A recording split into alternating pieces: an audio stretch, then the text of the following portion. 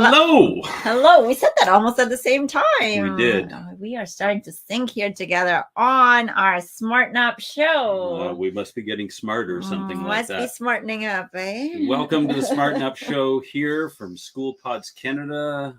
We are Daryl and Milena Weinberg, founders of this amazing concept of actually giving you a say in your children's education. Oh my goodness. Wow. Who would have thought that parents should actually be able to tell others what they want their children to be taught, as opposed to being indoctrinated and all that stuff. But I get ahead of myself here. Yes. So it's great to have you. This is episode number 5. And we've got a very, I think, straightforward message to deliver tonight. We like to mix things up a little, and we like to look at all aspects of education, all aspects of parenting, but we need to zero in on something very specific tonight. And so that is the most wonderful time of the year. School's coming. I think it's the Staples commercial. It's the most wonderful time of the year. Yes, indeed. Parents back to school. But you know, this year it's not so wonderful, is it? No. Usually parents are literally excited about getting a little break and just kind of slowing down, having a little bit of a quiet house. And but this year, and I think this year is even more so than it's been in any of the previous years, parents are really concerned about sending their kids back to school, about what is awaiting their children and the family, really. They are nervous. We were actually just this past weekend at an education event where different alternative educators were presenting, and we found that the parents weren't even there. They're not even, I don't know, they're just hesitant to make any decision and any choice. And I think that stems from a couple of things. I think for the past few decades, increasingly parents are made to believe that they can't make good choices for their children, that they're not the experts, that the experts know better. You know, where did the saying go? You know, mom knows best or dad knows best. There was a TV show about that. Was it? Father Knows Best. Father Knows Best. That's How long ago was that? Oh, that was 60s, I think. Okay. So since then, I guess things will be progressing. You watch your TV.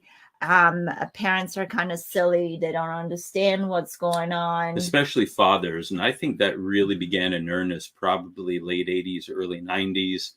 You had shows like Married with Children, Simpsons. The Simpsons, where the father, who's supposed to be the patriarch of the family, who's supposed to be the one who guides, directs, sets the tone, is the protector, is the provider, and he's made to look like a complete and utter buffoon.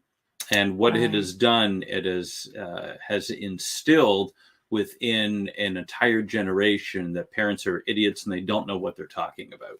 I mean, some teenagers, they don't need to be helped to think that way because they already think they know everything. Well, it's natural when children start to come of age, and, you know, for the first 12, 13 years, they're just in absorption mode. They're just in learning mode. They're going to parrot everything they hear.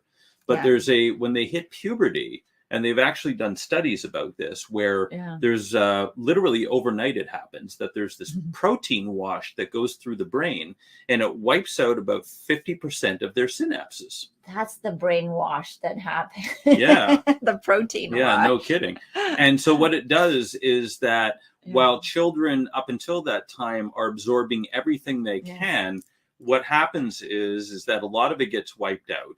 And then the core skills, and there's usually about 4 or 5 key ones for just about everybody out there. And they start to develop and grow. And that's where you'll see about that age where people start to separate themselves from the pack. So you have musicians. They will start to become the ones who actually have the musical gifting. They're Yes. going to distance themselves from everybody else. Yeah. You start to see the athletes, the kids that Mhm. have the athletic gifting and the Yeah, the synapses that artistic, don't get yes. wiped out. And we believe that's God's calling on their lives, Yeah. that they will start to really go far ahead in ability of everybody else. And during that time, the kids are kind of saying, they're starting to establish their own identity. Absolutely. And Yes. that identity means separating from the parents' way of thinking. And so intuitively, because of the rebellious nature, we're told That's that part of it. the Yes. heart is deceitful above all things and desperately wicked. Who can understand it? Prophet Jeremiah said. But also, they're starting to form their own opinions. So instinctively, they're going to say, "Well, maybe mom and dad don't know what they're talking about. I'm not going to take everything they say at face value." So at that point, parents now have to start saying things like, "Because I told you so." Yes.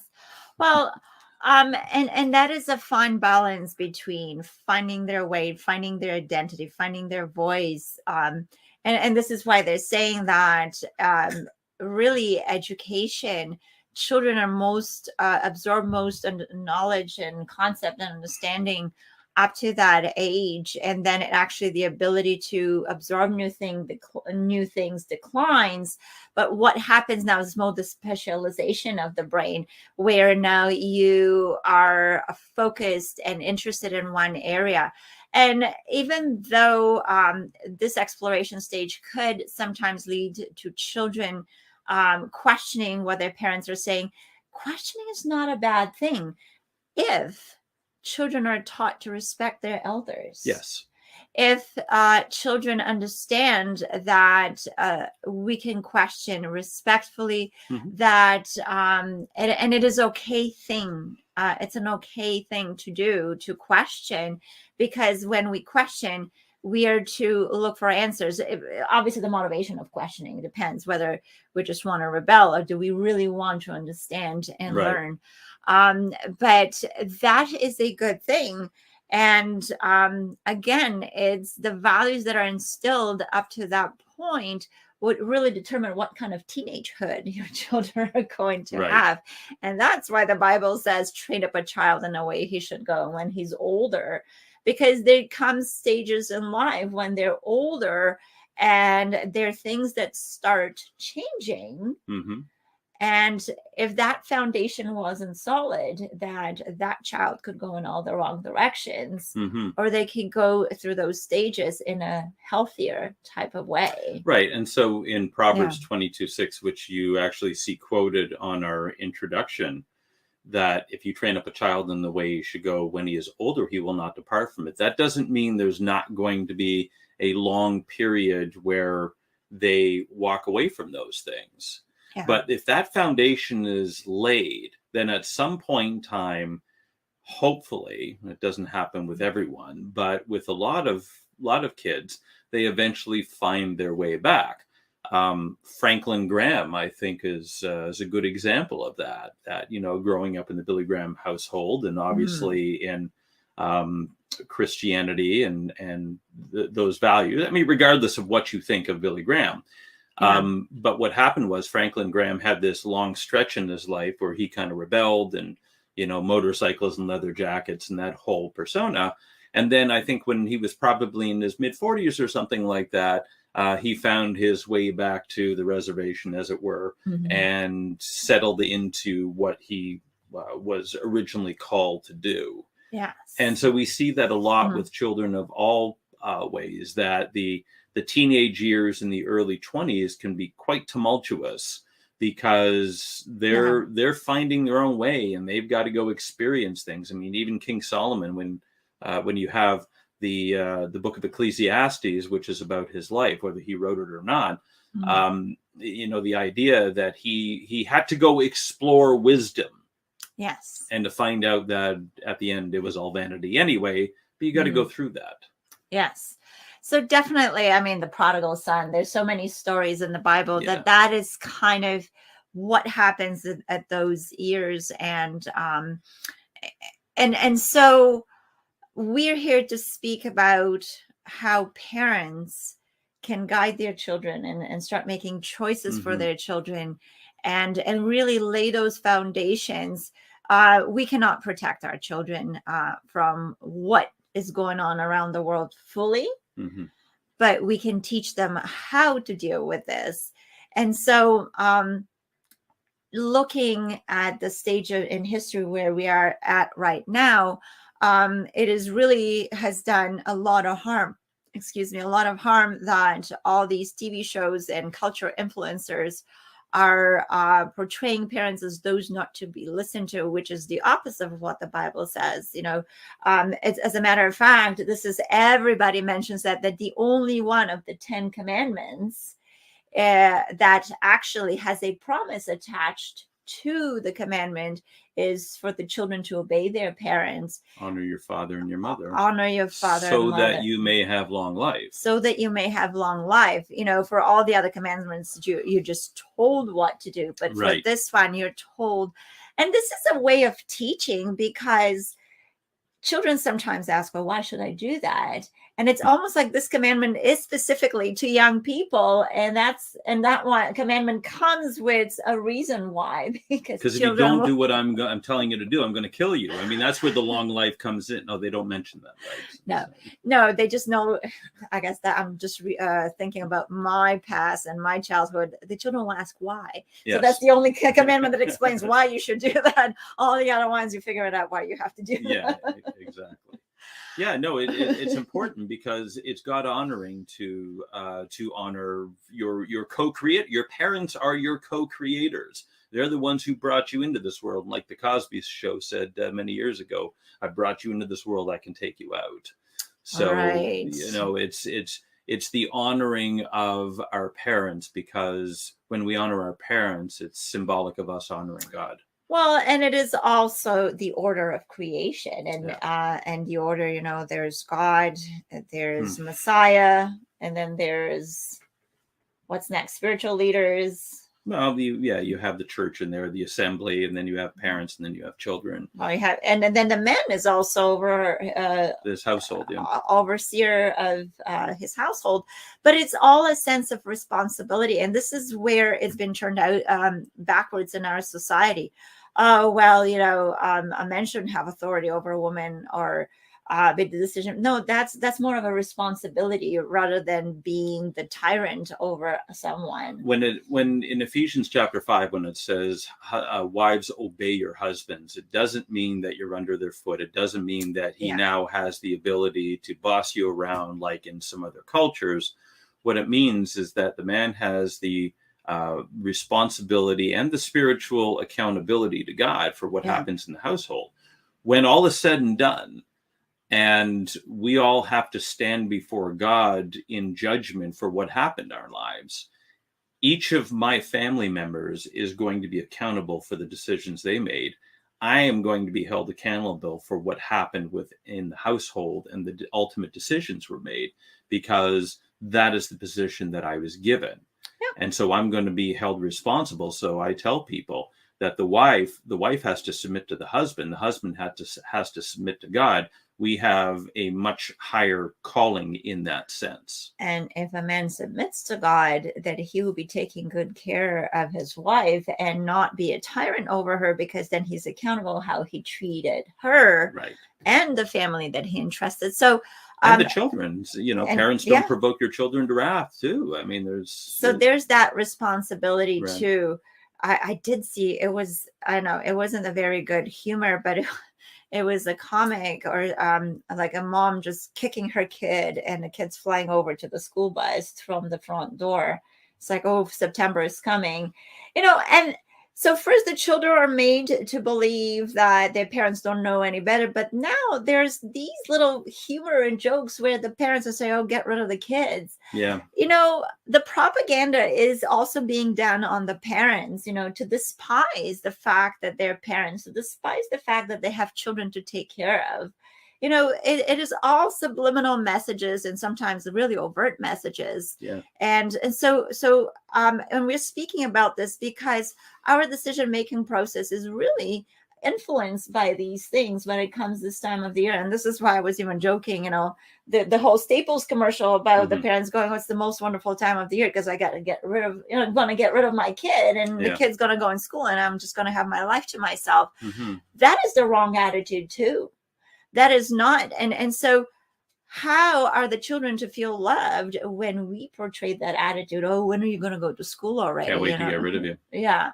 So we got to straighten our thinking when making decision about back to school and our children's education. And, this year is probably the most critical we've ever seen when it comes to the decision that parents are going to make with school, because now the agenda has been fully revealed. They're not even hiding it anymore. They want to separate parents from children. They want to teach kids that they can identify as something different than what they actually are, what they're created to be. Yeah. And it's denying science. It's denying basic biology. I'm not a biologist. That was your major in university. But I still know I don't need to be like, what's her name? The Supreme Court Justice, Khadijah Brown. Where, when she was asked, "Well, what is a woman?" "Well, I'm not a biologist." You don't have to be a biologist to determine what a woman is. I'm sorry. Okay. Let's not be ridiculous about this. We all know. And so what's happening here in the schools is that the children are being indoctrinated to believe in unreality. That's what it is. Whether you can change your gender, whether you can become a furry, whether you question whether you can question. Did you see about that guy in Japan?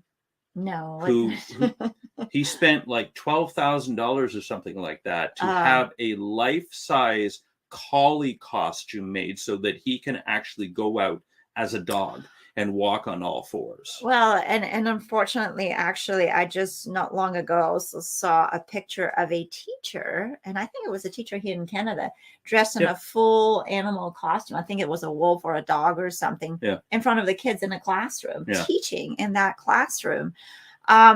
So that class has gone to the dogs. Oh, yeah, well, there you go.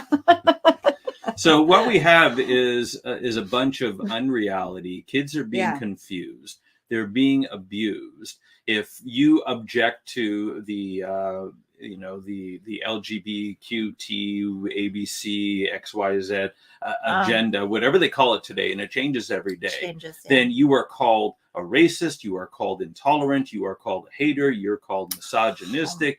You're called transphobe. You're called all these names, and it's divide and conquer. And so the kids that are being sent back to school are being abused. Yes, actually, I spoke to a mom today. Yeah. And she's just saying, my children they were damaged last year because they're Christian, and they chose not to send their kids on the first day of June when they introduced Pride Month. And but she said really bullying was happening throughout the school year because of their beliefs. Oh, yeah. She said we were the only Christians in the school. And I'm not saying this because I know Muslims are being picked on, or anyone who has any kind of different belief. And so children are actually dreading going back to school. So that's the other factor in this back to school decision making, is that children themselves are scarred from what has happened. So this whole inclusivity, this whole tolerance, all that is talked about, but it's not present in the schools anymore. Well, because they're redefining terms. When they talk about tolerance, what they mean is tolerance for our position, not yours. Yeah. I mean, even when you look at what's going on right now in the U.S. with Donald Trump, the charges that they continue to wrestle up against him are an absolute joke. Every legal expert is saying the same thing. In the meantime, the first criminal, son of the big guy, I mean, his laptop and his business dealings and everything else, but there's no charges. They're putting special counsels that work for them. So it's a two-tier justice system. It's all distraction, and again, going not paying attention to reality, going into unreality. But when you psychologically damage young people, and that's really what happens in all these abusive kind of reprogramming things that happen is that you bring someone to a point where they don't like their reality and they try to escape in another reality. Yeah. And so so this is why parents have to be very, very, very involved and very, very careful Oh, yes. what their children are subjected to. And really, when they see the damage is done, they have to spend time on healing before we move on to the next thing. And Yeah. they have to really discern what is a safe space, what is a safe place for their child. Mhm. And I'm not talking only safe place for transgender or whatever kind of children, Yeah. but it's a safe place for everyone. If certain children are psychologically damaged, so that school has not achieved the goal of being a safe place and of being inclusive and Yeah. being tolerant. Mhm. So I don't care what they say that they're doing and what is happening in there. So speaking of that, and just kind of the perspective to have while we're making choices, what are the choices that parents have nowadays? Yeah. And this is such an important conversation that we're having, because we can sit here and we can talk about the problems all day long. Yeah. And it's an endless cycle of it. At the conference, the Go Therefore conference that we were at a couple of weeks ago In Ohio, yes. Coach Dave, he said that people will go from one conference to the next conference and they'll get their heads filled with knowledge, but then they don't end up doing Yes. anything. And so the acquisition of knowledge, unless you're going to do something with it, is really an exercise in futility. It's not going to help. Yes. So people can be appalled by, what the movie The Sound of Freedom shows. And, but, being appalled is just shows that you have heart and a soul, really. Yeah. But then what do we do about this? How do we choose, and what is God calling us? What is our calling? Yes. Because we can't dedicate ourselves to every cause that is out there. No. But that's the thing. And this is what I liked about that conference we attended, because every speaker said, okay, we know there's a problem. We know that we are being attacked. What are you doing about it? You can't you can't just sit. You can't just sit and say, oh, this is terrible. You have to get up off your tuchus. So parents, here's what the choices are for this year, because I'm taking notes. Yes, you have to. Yes. So as you have probably discerned from our talk so far, one of the choices is homeschooling. We believe that the parents should be the main influencers. Mm-hmm. And especially for the young little ones, they need that nurture. We spoke in a previous show that I was just shocked to find out that in the United States, women barely get any maternity leave time. It should be longer. Mm-hmm. And even, decades ago, a woman could even stay home until her children were grown. Mm-hmm. And so the mother could nurture, and being there, we slowly transitioned into, what is it? The latchkey kids. Yeah. The latchkey kids, where, okay, so mom wasn't home anymore, but the kids still came home, and then they had that key on their neck. Mm-hmm. How many had that? So, my mom went back to work when I was in school. But you see, that's the thing. We transitioned from mom stays home until the kids are grown. Yep. And to like, okay, you have a key and you better get home and don't go anywhere, So to now the parents don't even know. But even if kids are at home through the internet, who knows where they are. But I digress on the homeschooling. Yes. So homeschooling. Yeah. You can homeschool your own children. You can, But there's plenty of resources out there. So just a little bit about homeschooling. When I left the public school system and started homeschooling our son, this whole world opened up to me. There's support groups. Every community or every region has a group that some veteran homeschool moms and dads have put together. There's even associations right now. We were actually quite amazed when we came to Niagara Falls, Niagara region here, to find out that there's a homeschool Christian homeschool group Yeah. that also has a board of directors, and they're very structured. And so some of them have evolved to the point that they're quite structured, and some of them are still kind of like spontaneously come together, but there are those groups, even to have parents to talk to. Those homeschool groups can help you with just getting the kids together and having some social time, having emotional support, because it is hard to homeschool. Some days are not as nice as others. And so There are days where parents just went, okay, we're doing Hunger Games today. That's it. why should you I got feed you got a 5-minute head start. So, and Daryl's an example of why some parents should be homeschooling because their 100%. patience is just not there, and that's not what they're meant to do. All right. So, but more push-ups. Let's go. Come on. Well, push-ups is not a bad thing,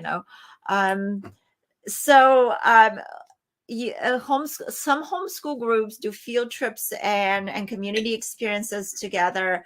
I know, so this homeschool group that I'm talking about here in Niagara Falls, they, even when their kids get to grade 8 and they gather a bunch of homeschool kids and they have a graduation ceremony, or the kids who graduate from grade 12.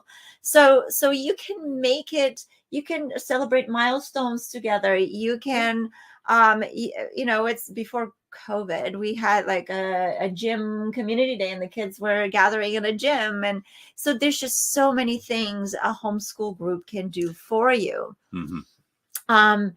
From the homeschool groups, then what has come out of the next stage is co-ops, where a group of kids, parents and kids, commit to one another, learning together. So they start now communicating, and they start planning. Different parents, according to their abilities, they can teach different skills to the kids. They can teach different subjects, and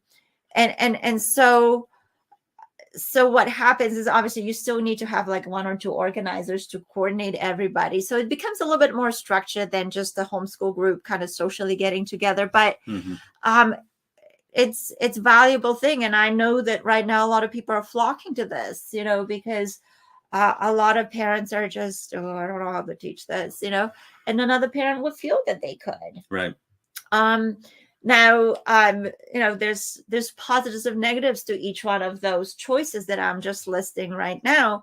But the positive part of this co-op is that parents now, as the village, take responsibility for their group of kids. You have multi-age group, so you can have different experiences, and the older ones can start teaching the younger ones.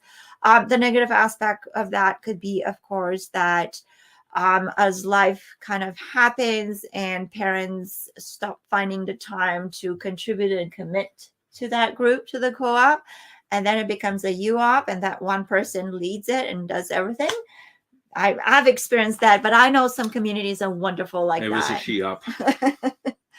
Well, it's because of my gifting with children, and because I had a formal training as a teacher, and I had a lot of experience. Yeah, so it's easier to hand it off to you. I felt more comfortable. And as soon as some parents are not confident, so I said, well, I don't feel that confident. Can you do it? I'm like, okay, I didn't mind. But then I realized I wasn't doing them a favor, because then they weren't stepping up to the plate. And, and so, but there are some great groups that contribute to one another. And so the kids really have really enriched experience. So in a co-op, the parents still do some teaching of their own children at home, and then come together, certain times of the week. And then they do group learning, group experiences, field trips, and so forth. From the co-ops is the next hybrid that you and I kind of stumbled upon, which is the school pods.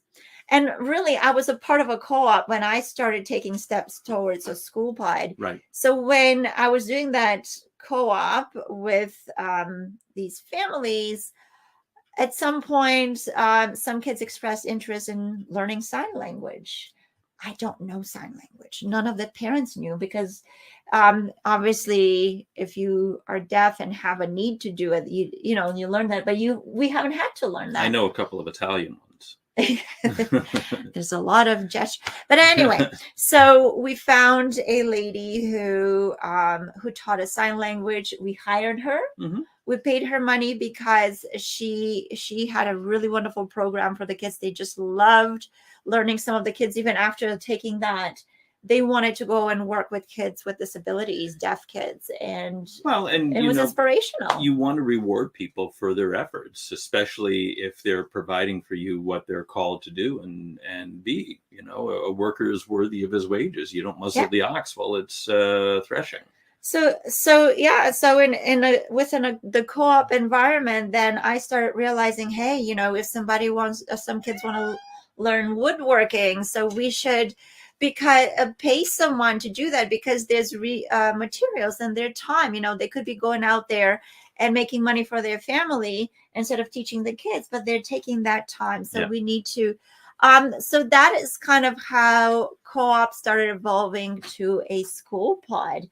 Because as when I was a teacher and then as a homeschool mom, I just looked around families, and I realized that the rise of disabled kids that have autism and just different abilities that parents, if they didn't have them themselves, they didn't know how to cater to. Right. So the parents were now struggling to meet the kids of their kids with special abilities and keep up with the needs of the other kids in the family and teach them.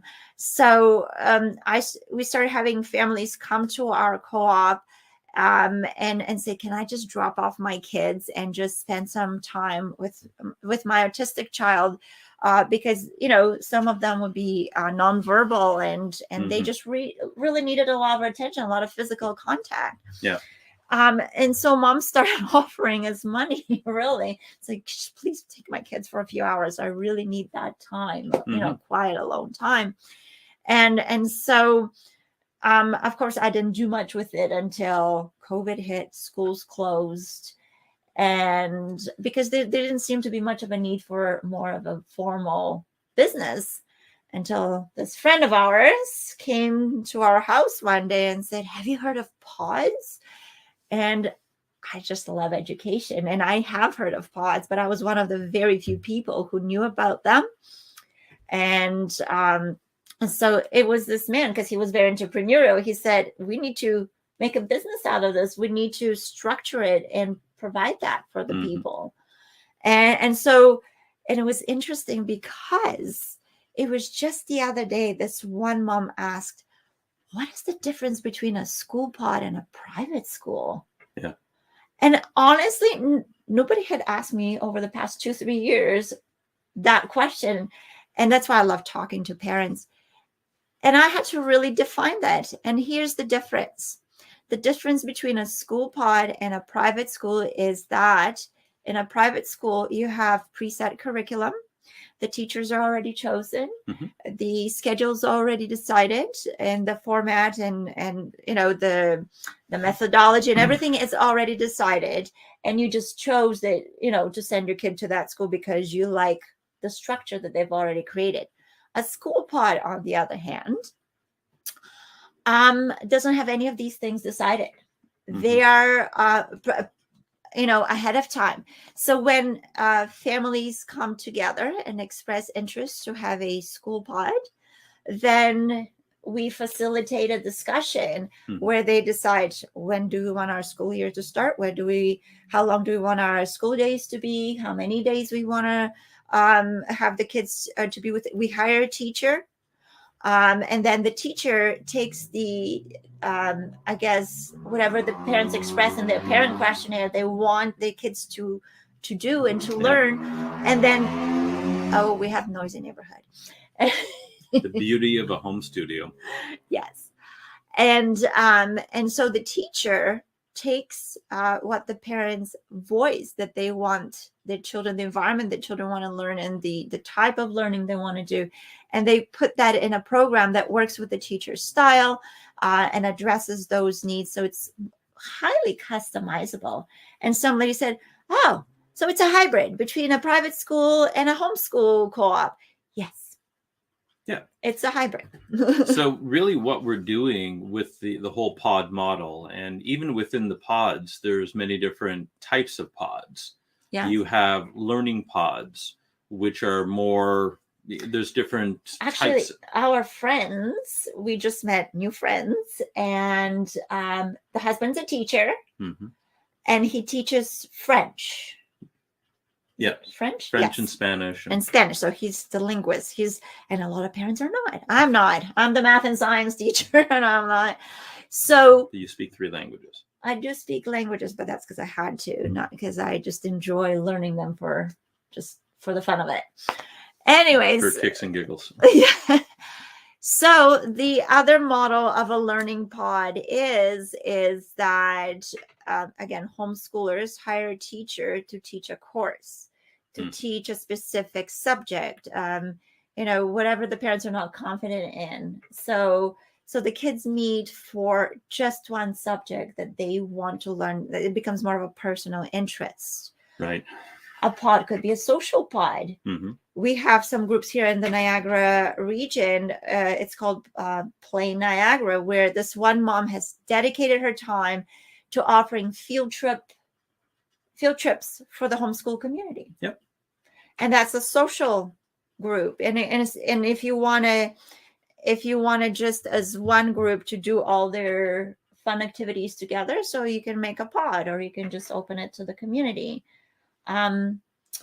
What other pods are there? There are pods. Well, you have the forest schools. Right. So they're the nature-based pods where there's some academics, there's some exploration. And we're getting now into the different styles, but pods could really be a lot of different things. Yes. But what we did, and where we really felt that our calling is, our passion is on the academic side.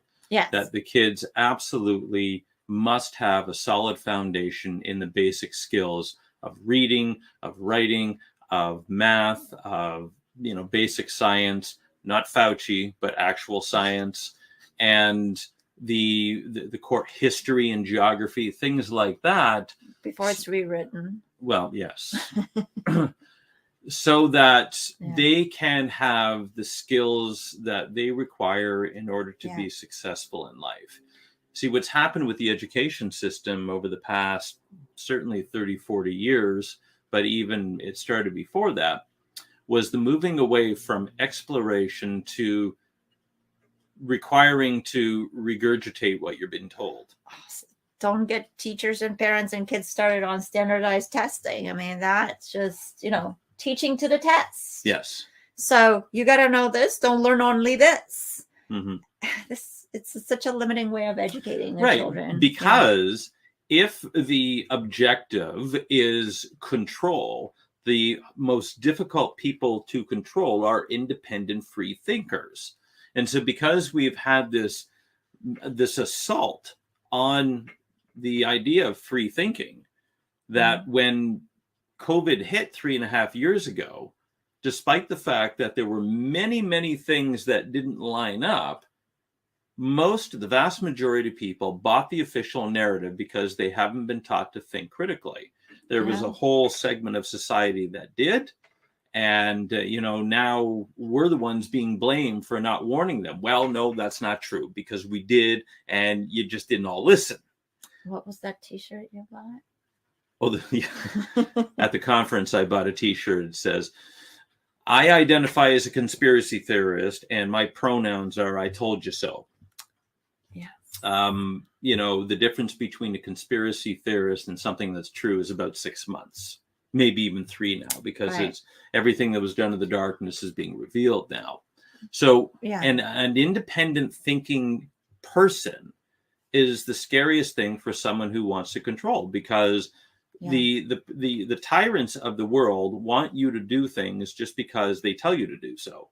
But if you say, that doesn't wash, and no, I'm not going to do that, if enough people do that, then they no longer have control. A tyrant must rely on fear and force and a certain amount of deception in order to be successful. And so what our objective is with school pods is to teach children how to make their own decisions. Yeah. Skills like just being literate, and then being exposed to different points of view. And that's actually one point I just want to spend a little bit of time on. When people contact us and we say that we're Christians or we're believers in the God of the Bible, and people's like, oh, I hope this is not a religious pod. And so one of the philosophies we really have had to emphasize to people is, the point of any education institution, any education place or group or whatever is for the gaining of academic knowledge, learning skills, social skills, and life skills. When it comes to, though, things of a higher thinking, which is personal values, spirituality, even sexuality and how you view it, that's something that is up to the family to shape in the children. That is not up to the school to shape that view. And honestly, when we went to this educational expo, there are still things being offered that shape the spiritual view of children. Sure. With the differences, though, in public school, this is your only choice, and that's the only thing you're made to do. Yeah. With those is like you can decide to sign up your kid for those schools or not. But we develop school pods for the sake of developing literate, critical thinkers who know different points of view, who understand what has been discovered, and so they can read and they can have access to information so that they can make good choices. We are not to teach kids what to think, but how to evaluate and how to make good decisions and how to think well. Yeah, I mean, even when you look at the name university, it is unity with diversity. Yeah. So that we can have a multitude of opinions on different things. Yeah. And those opinions can even be diametrically opposed and contradictory. But if it's something that is non-essential to our core value system, to give you a flippant example, I may like one sports team and you may like another sports team.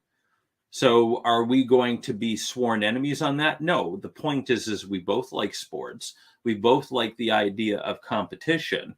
Therefore, we can embrace one another. And, when my team wins and beats your team, then I can give it to you a little, but it's all in a matter of fun. I was going to say, some people take that more seriously. Well, you see, that's the tribalism that was built into the culture of professional sports and college sports, especially in the US that way, that your identity, when you really think about it, going off on a bit of a rabbit trail here, but it does tie into our point that why does it matter so much to you if your team, most of whom don't even come from where you live, like, if you look at basketball, swaps and exchanges. Well, yeah, but players. I mean, or baseball, a vast majority of the baseball players in Major League Baseball, they come from Latin American countries. So they're not from either Canada or the US, but will they play for my team?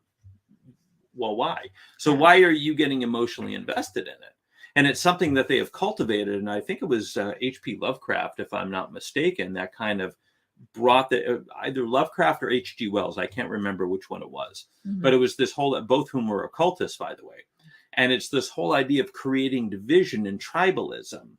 You see, nationalism is not necessarily a bad thing, but when it translates into the Italians fighting against the Argentinians in the World Cup of soccer, well, you've missed the whole point of that. And so, we can be diverse in our opinions. We can have different points of view. It's the same thing within the church too. And I was going to say, how much is a team and sports are going to affect your life and your lifestyle and your well-being? Once I turn off the game, it doesn't make any difference. So that's how we discern what is essential and what is not essential. Yeah, but even in the church, if we're discussing non-essential issues like the timing of certain events or prophecy or something like that, we can have different opinions on those things. I was just preaching at a church down in Ohio a few weeks ago, and I was talking about feast days, and I said, the pastor was sitting in the front row, and I said, your view and my view of the rapture are probably different. And he said, oh yeah. I said, but that doesn't mean we have to fight about it. Yeah. So, this idea, and this is what's being pushed down our throats in schools, is that you are only entitled to one opinion, and that's their opinion. You're not allowed to have your own opinion. You're not allowed to think freely.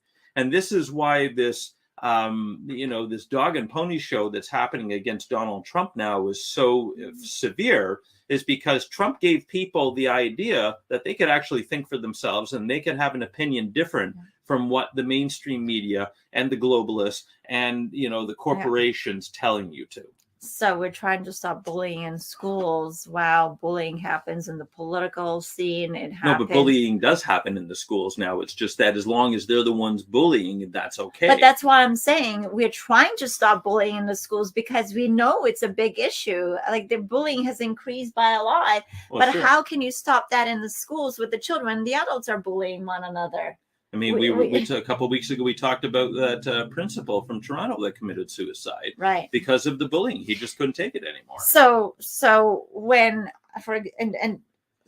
to bring that to when I was teaching conflict resolution to the kids in my pod, and I said, you have to do this, you have to get calm first, then you have to do this, and they're like, well, my parents don't do it. I'm like, well, sometimes everybody kind of doesn't get calm, So, but that makes you realize the kids are looking at what the adults are doing, and if we haven't practiced what we're teaching them, then forget homeschooling, forget any kind of schooling. It's just if you're a hypocrite, then forget about it. So anyway, at School Pods, we want children to understand that you can believe one thing, the kid next to you can believe another thing, and that's okay. Yes. And you can talk about it, and you can talk how it's similar and how it's different. You don't have to change what you believe because the kid next to you believes something else. Right. And that is the opposite of what's happening in school. Oh, well, you don't believe this, then that's bad. You need to change. You need to go home and tell your parents they need to change their mind about it too. So we want I would love for a teacher to try that with my kid. Well, that's why your kid's not in public school. Well, exactly. Anyway, because we pulled them out. I'd be in jail. We'll pull them out before we got into trouble. So we want children to be in these pods and to feel safe, to be who they are, and not to feel like they have to change because the kid next to them is different, and to be able to talk about this in a respectful way. And, this one mom that was asking me, are your pods religious? I said, well, no, but this particular pod is going to be hosted by a church. Mm-hmm. And obviously the people who participate have to be respectful of the Christian faith. Yep. And not to be hostile to it.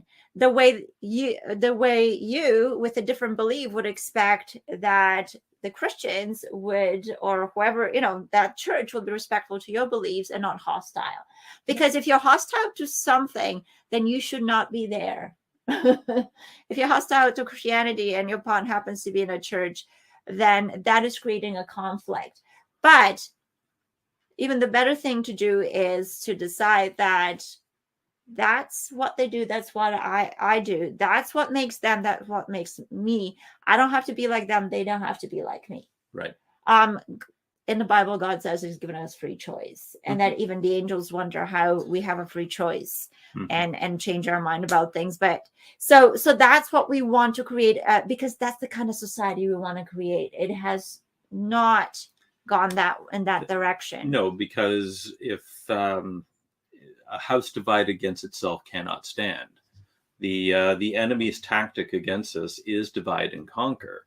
And so if they're pitting us against one another for things that don't really matter, I mean, when it comes to the bullying issue, look how many kids were bullied when they refused to wear masks at school. Oh, yeah. No, I've heard from many parents. They were kept in a corner. They were treated like lepers. Yep. But another note to parents, be careful how you speak around your kids. Yes. About the groups that you don't agree with. That is very, very important thing to live as an example. So I know we're passionate about things, and maybe you want to vent around other adults, but you want to model the way you're going to treat people that you don't agree with. Mm-hmm. That is something that we all need to learn if we want the children to be safe and to not be bullying one another. Yeah. I mean, even in the car yesterday, my son said something and I called him out on it. He says, well, you do it. And I said, no, actually, I don't. But I said, even if I did, you're not allowed to say something like that to me because I'm the parent. Right. But at the same time, you obviously, yeah. And so this is where we need to teach them the respect and kind of the rights and the responsibilities and just the status of someone because of their age, their position, and so forth. Well, if I'm working for a company, my boss has rights that I don't. He has the ability to do things that I don't. He can go home when he wants and I can't. He can take vacations when he wants and I can't, and I have no right to complain about it. Now, in this particular situation, my son was in error because I don't use that expression. Yeah, it was shut up. Yeah. so anyway. But the point. But the children will be quick to point out, well, you do absolutely. it. They will call you out on your double standards. So be careful of that. Yeah, if you tell them not to do something, because they will imitate. And this is my friend that we came to faith with at the same time. She was scolding her kids, and they said, well, you do it. And then when God started changing her mind about how she views relationships between people, she said, I do that, I model that. God was really showing her how she had instilled some of the things that she was trying to bring her kids out of. He'll convict you. Yeah. So, but that's the thing. The kids are really valuable to us because they're kind of like little mirrors to us, and you can't help. We do need to continue with our choices. So there's one more thing that is a little bit different from a school pod, which is a micro school. Mm-hmm. Which is, I think, more of what you're talking about, the forest schools, like the schools that have specific philosophy. Right. So these are schools that now they follow a specific philosophy. So they might have certification body, they might have, but they're kind of private alternative small schools. So the micro schools, again, a smaller number of kids, they have a specific interest and specific, I guess, skills and so forth. Those are schools that need to be registered as schools. Right. So while school pods don't have to be registered as schools because they're still considered homeschooling, right. In the side of homeschooling, even though they're hybrid. Yeah. So these are the different choices. I'm also hearing that private schools are really bursting to the seams right now because the public school systems become so toxic. Yep. There's all kinds of words you can think about it, but just non-desirable for parents, for the kids to be in there. Mm-hmm. Christian schools, I'm hearing, they're full now. There's waiting lists. So that shows you that the parents are looking, and good for parents who are looking. Mm-hmm. And this is what, from the beginning, when we start waking up to the fact that our government is really, now it's going full press, of making things really in a way we don't want them to be. People are voting with their choices. Yep. And the public school system gets money for each child that attends. Mm-hmm. And I know actually we have to print that and share that with parents. Yes. In Canada. We have a petition. It's called #Save the Children. And it's a petition where parents are asking that the government gives them their tax money back so they could spend it on the education they choose for their children. Right. And so as we wrap it up for another episode today, you need to be actively involved in the decisions that you're making about your children. It is not a passive thing anymore.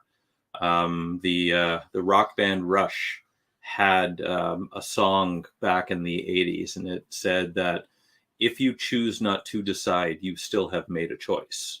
Yeah. And nothing could be more prophetic that there is no more fence sitting. There is no more, well, I'm just not going to bother. Whatever it is you decide to do or not to do will have severe consequences. And don't be frozen by the many choices that I mentioned. I probably have missed a few. And if I have, just email us and let us know, because we want to inform parents. But don't decide not to make a choice because it's too overwhelming. For those who believe, of you who believe in God, pray to God and God will guide you. But everybody somewhere deep inside knows what is right for their family. Right. And we have to stop denying that voice and start listening to it. What's interesting is that song, even though they were all a bunch of Jewish atheists, really, the song was called Free Will. And we have been given free will. Yeah. And that free will is the greatest responsibility we've ever been given, because if you don't exercise it properly, someone is going to make choices for you. Yeah. And this is what's happening in the school system now. If you send your kid to public school, they are going to be abused. It is an abusive situation. There is no way around that. They're going to be lied to about who they are. They're going to be lied to about what choices they have. They're going to be lied to about the fact that they can hide things from you. And it is only going to lead to their destruction. So if you want to get a school pod started wherever you are, Canada, the US, you make sure you reach out to us. We would love to help you and work with you. We'll come alongside of you and make that happen. Even if you're in another country in the world, any country can have this sure format. They can. Yeah. I don't know how effectively we'll be able to manage that if you're over. We're not managing it. Then we're having regional people to manage it. But we just create more choices where you're at. Our most urgent message for you at this time is be intentional about the decisions that you make. And if you don't know what to do, as Milena said, reach out to us. And so that brings us to the end of another episode. We thank you so much for joining us on this beautiful rainy day that we've got. Yeah. And listen, smarten up, because if you don't, it's going to be bad. Have a great week, and we'll look forward to seeing you next week on this same bat time, same bat station. Yes, thanks for joining us. Bye-bye.